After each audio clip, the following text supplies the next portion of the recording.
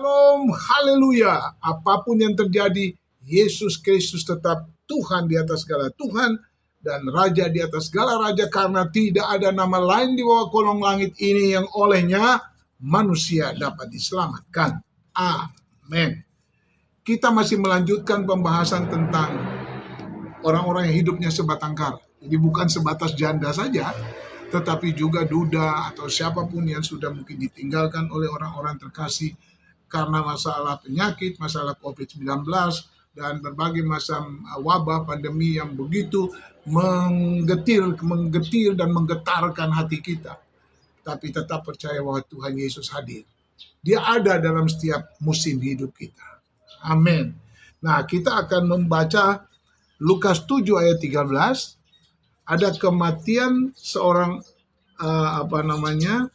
anak di Nain. Dan dalam Lukas 7 ayat 13 dikatakan, dan ketika Tuhan melihat janda itu, tergeraklah hatinya oleh belas kasihan, lalu Yesus berkata kepadanya, jangan menangis. Wah, Yesus pernah menangisi kota Yerusalem, tetapi punya alasan yang berbeda dengan Yesus katakan jangan menangis. Ada waktu-waktu yang kita tidak perlu menangis, karena Tuhan selalu hadir. Kita tidak mengerti mengapa kok ini terjadi dalam hidup kita. Tetapi percayalah, kalau Yesus bilang jangan menangis, berarti orang-orang yang meninggal dalam Tuhan Yesus itu sudah ada bersama dengan Dia di surga, dan kita akan menyusul ke sana. Kita akan sampai ke rumah Bapa bersama-sama dengan mereka juga. Nah, ketika Tuhan Yesus melihat ibu janda ini dengan belas kasihan, hal ini menunjukkan bahwa Allah menaruh kasih lebih, ya. Allah menaruh kasih lebih dan kepedulian yang khusus bagi para janda atau siapapun yang hidupnya sebatang kara, sendirian di dunia ini. Perhatikan apa yang diajarkan firman Tuhan. Yang pertama, Allah adalah Bapa bagi anak yatim dan pelindung bagi para janda. Ya, Mazmur 68 pada ayat yang ke-6. Mereka berada dalam pemeliharaan dan perlindungannya yang khusus. Keluaran 22 ayat 22, 23, Ulangan 10, 18, Mazmur 146 ayat 9, Amsal 15 ayat 25. Yang kedua, dengan memakai persepuluhan dan kelimpahan berkat dari umatnya, Allah memelihara anak-anaknya, yatim, anak-anak yatim dan para janda.